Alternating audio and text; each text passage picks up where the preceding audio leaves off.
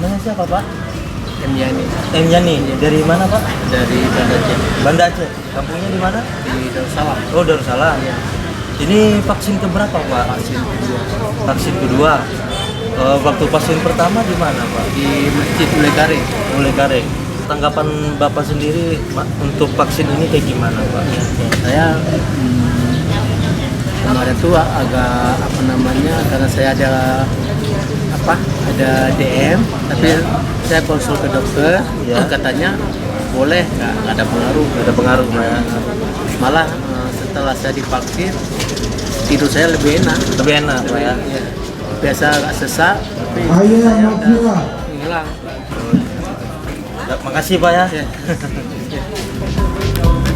Mari kawan semua sukseskan vaksinasi agar Indonesia kita kembali sehat. Mari kawan semua dukunglah vaksinasi agar Indonesia kembali kuat. Teman-teman, saya bernama Fatih, SD 53, Kota Banda Aceh, dan saya sudah vaksin, dan ayo kita sama-sama vaksin. Kami sudah vaksin, ayo teman-teman kita vaksin. Jangan ragu lagi, kau gak perlu takut dan lari. Lagi yang ini free, kau tinggal sampai sini, dompetmu gak akan dikebiri.